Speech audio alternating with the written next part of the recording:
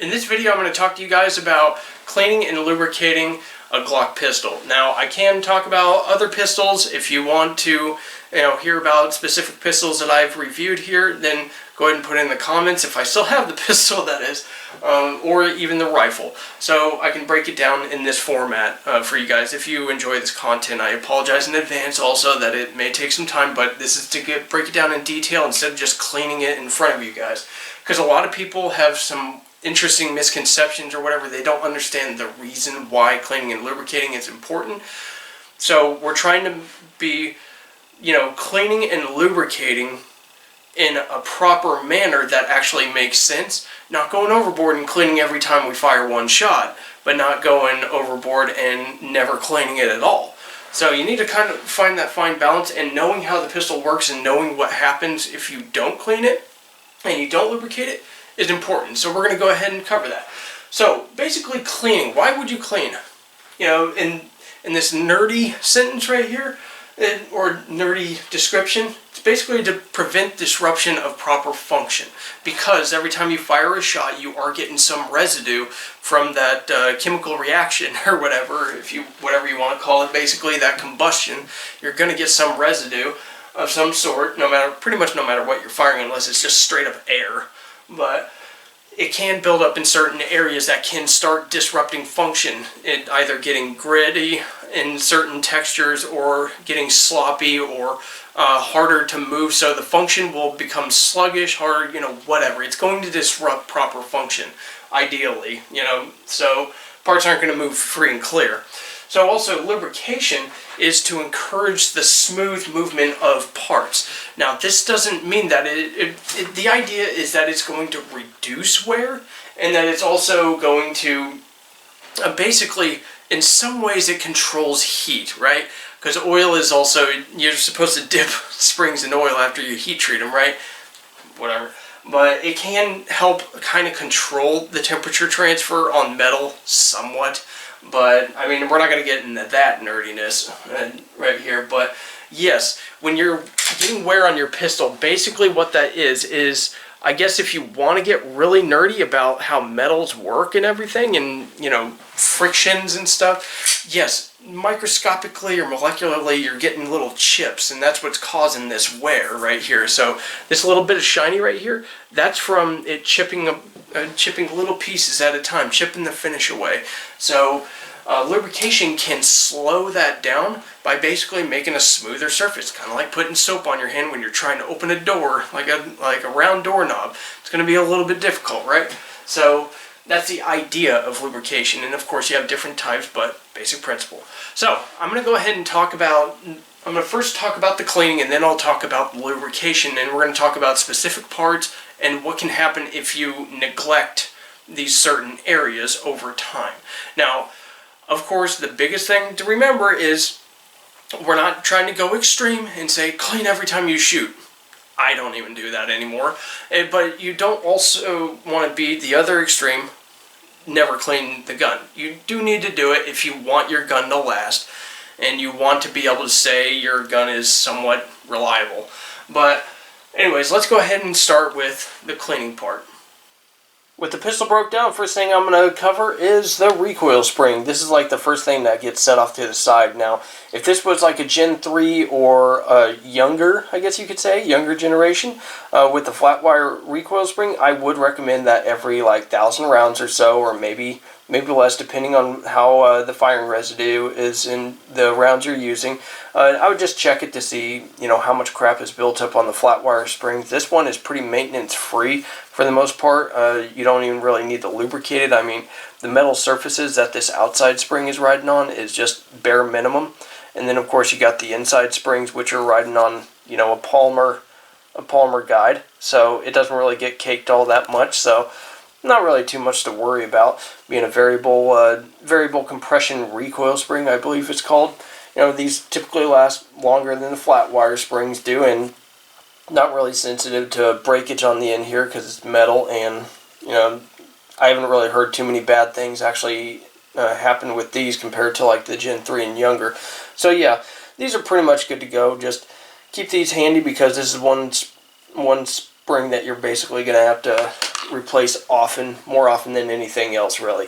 So next thing is barrels. So yes, barrels do need to be cleaned somewhat. I would say that the areas that need to be cleaned, at least wiped down for the type of cleaning, I would say that the feed ramp needs to be wiped down, and also I would make sure the chamber, you see where the chamber turns into the rifling, I would actually clean that area, and all you'd really need is a brush. So that is actually an important area because you can actually affect your lockup, at least your headspace there.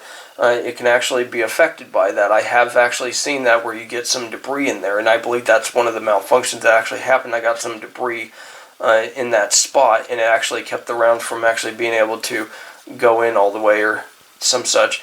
But yes, the feed ramp and the chamber, I would keep that nice. The rifling itself, not really all that necessary. I mean, you know, it's up to you if you want to do that, but pretty much everything else is maintenance free. Now, it can build up here if you lubricate it a good amount. Some can get down in here in the camming area. It's not really going to be all that much because of how much pressure is being put in this area. It's not really going to foul up all that much, but you know, you can go ahead and you know, wipe it out if you want, but there's really not much extensive cleaning that you need to do. I would just, you know, wipe off this area, wipe this down, and I just like to keep it as clean as possible so it's, you know, fitting nice with the breech face. So that's the barrel, and obviously you want to make sure that you're keeping the crown clean. You're not just cleaning like the top part of the crown and then, you know, neglecting the other sides or whatever. Make sure it's nice and even if you are going to clean it. Stay away from stainless steel and bronze. Well, not bronze necessarily, but stainless steel, yeah, you don't want to scratch up that crown. So you have a minimalist crown on the Glocks to begin with. So, yeah. Next is the slide. Okay, so the slide, obviously the guide rails, they're going to be pushing fouling up front. The residue is going to get pushed on the rails up to the front area. So you'll see typically a good amount of buildup here. I just cleaned this thing for the cleaning video not that long ago, and then, you know, I ran a Q-tip in the front area here and got out a lot of the fouling, but some did, you know, appear after, you know, a few hundred rounds of shooting after the cleaning. But you'll get some fouling that's on the breech face, and I always recommend actually cleaning off the breech face and giving a little bit of lubricant there because it'll get blasted away, but it will condition the metal to basically create a barrier between the metal and the residue. So the next thing is the extractor and extractor hook. This hook is vital to the operation of this pistol. It is one of the big failing points. If you are not cleaning it well, you get this dirty, it is not going to hook on reliably. It'll get in between this area basically when it's pushed out and it's extracting. It'll get a blast of residue that gets underneath the extractor, and it'll be a very tight fit, and it won't really have good freedom of movement and be able to go down as far as it wants to and get a tight clamp. That can be a problem. Also, cleaning out the striker channel is very important because it can actually prevent the striker from going all the way forward and giving you a good strike, and it can just cause it to basically slow down, and the spring won't have the tension that it needs. So you do need to make sure that you're cleaning this striker channel at least. And also the firing pin, and all you need really is basically a Q-tip to get down in here. Did that in the cleaning video. But other than that, the slide's pretty much carefree. I mean, there's really not all that much. I mean, you've got these recesses right here. This recess right here. I mean, it's not like it packs anything in there. There's really not much residue that gets here, so it's not really that big of a deal. So, yeah, just watch this whole area right here is where the carbon, well, not carbon, it's not actually carbon, but the firing residue actually concentrates in this area. The breech face in this area around here gets all caked in firing residue. So yes, it will go into this channel, but you want to make sure that your striker is able to move freely. That's always an important thing. Now, as far as the frame goes, The areas that are going to get a good amount of buildup is obviously going to be back here. If you look at how it is, the residue gets built up. When it comes back, it sprays basically back here. So your striker, your sear is going to get coated, I believe it's called the sear. And then the disconnector can get nasty too. And the guide rails not so much because they're under constant friction, but the area with the trigger bar, so the area between the polymer and the trigger bar will get nice and dirty, especially in this area. So you'll have a lot of crap right here. Not so much on the locking block, because the locking block is always camming with the barrel, so it's always having something scrubbing it off. So that's really not that big of a deal as far as like the cleaning is concerned. The slide stop lever, not really that big of a deal either. It does get a little bit caked, but it's really, it really doesn't get all that much in it, so it's not really going to hinder operation in any way. So yeah, that's pretty much the areas that you want to concentrate on. The breech face area, and basically this little area right here. So breech face, this area, and striker channel, and of course the disconnector area and the sear. Make sure that your trigger also is getting cleaned, so you can take out your trigger pack system and basically clean up in where this this pin hinges. Go ahead and clean that off, and you can have a nice smooth trigger pull, because it can build up in this area. So this whole area is going to get a nice deposit of firing residue every time you fire. So just keep that in mind. And of course, with the barrel, so everything in this area is good for, cleaning. So very simply, just keep it in this area and you'll be fine, and a little bit in this area and you'll have good function. You'll be good to go. So that's cleaning. Now let's talk about the magazine. The magazine, all you got to do is basically break this down and scrub it out. You don't need any lubricant in it, but you do want to check your spring tension and check to see how many coils are exposed. That's one of the basic ways to check your spring tension in your magazines, is put the spring in with the follower and see how many coils are exposed. Each one is going to have their own different tension recommendations. So one thing I've found is if you have too much tension, you can actually cause malfunctions. So you can actually cause problems with your pistol. So anyways, just basically break this down. Get like a t-shirt or something like that, cut it up into swatches, and then just basically fold it up and feed it through and thong it back and forth along each of the walls. And that's basically all you need to do. Wipe down the follower and you're good to go. It's really easy to clean. No real lubrication needed. So next thing to do is go ahead and break this down again and now talk about lubrication. So as we talked about, lubrication is basically just allowing for a smooth surface, so that this metal on metal friction and even metal on polymer friction is nice and smooth. So yes, you can put some lubrication on the recoil spring. I guess we're starting over. Magazine, we already covered that. It is not really necessary to get any lubrication. You can put some lubrication on the metal parts and let it sit for a while for the lubrication to kind of soak into the metal a little bit and then dry it off, and it'll kind of be like a dry lube or whatever.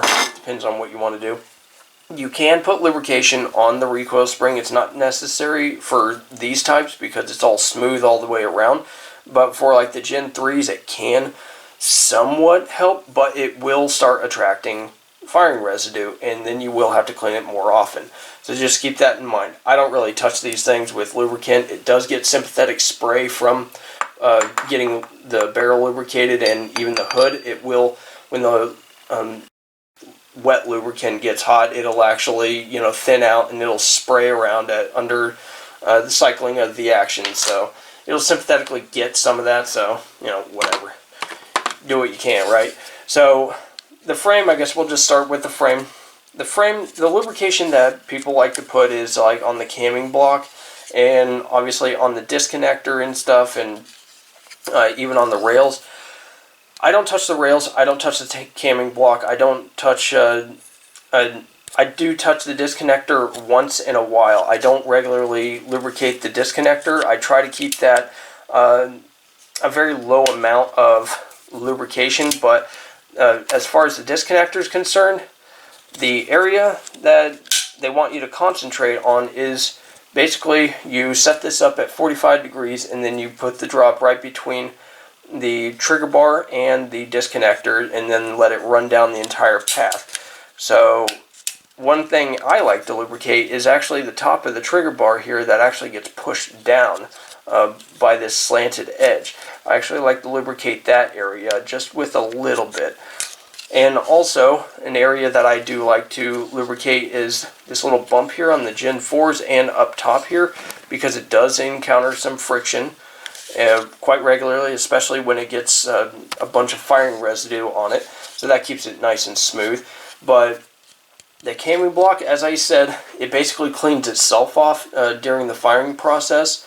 So, you know, I don't really see a need for lubricating it, and the thing still looks really good. I mean, it's only had like a little over 2,000 rounds, so obviously, but no real need to do too much extreme lubrication here. I mean, you can put a little bit of lubricant, if you take your trigger pack out, you can put a little bit of lubricant around the area where this pin actually cams in, and it'll actually kind of help it stay lubricated even though you get some firing residue in there, but I would keep it very minimal, let it sit for a while, soak into the polymer, and then wipe it off, and that's pretty much it for the frame. Really not much to do. I mean, every now and then, clean out your mag well. I guess going back into clean out your mag well a little bit. Every now and then, that's always a good thing. So as far as lubrication, I lubricate the entire bore and the chamber and the outside here. And the biggest thing is you got to keep in mind that lubricant is not just for proper function. It also acts as a barrier as well. So if you have a good lubricant, it should make life easier for cleaning. So basically you should be able to just wipe off your residue after a certain point. So after a certain amount of heat, it's going to basically bleed off the metal and it's not going to really create that barrier for you anymore. So I do like to lubricate my chamber. I do like to lubricate my bore, my feed ramp, this area right here. So this whole area on the outside is getting, you know, lubricant except for the camming area.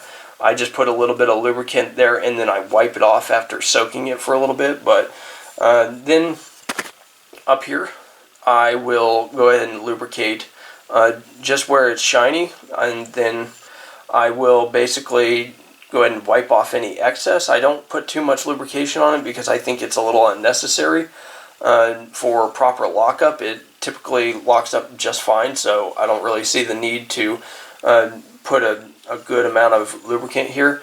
However, here is where you will get a good amount of wear, and right here you might want to put some lubricant there.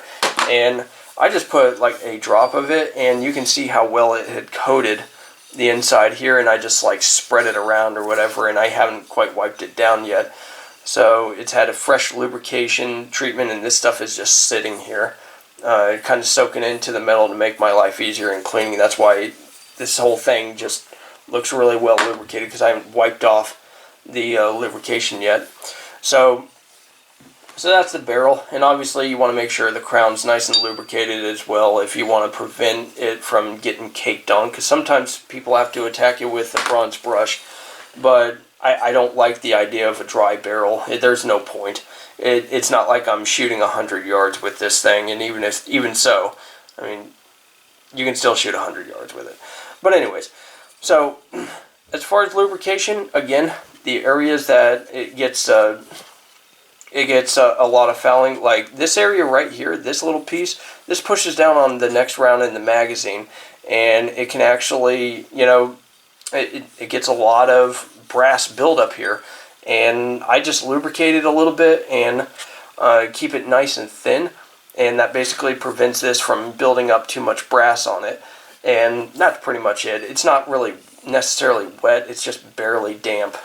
But then on here, again, I don't really intentionally lubricate this. I just put this thing together, and when the barrel is in here, all I do is I break it, I pull it back just like 1/8 of an inch, just enough to where it breaks the barrel down just a little bit.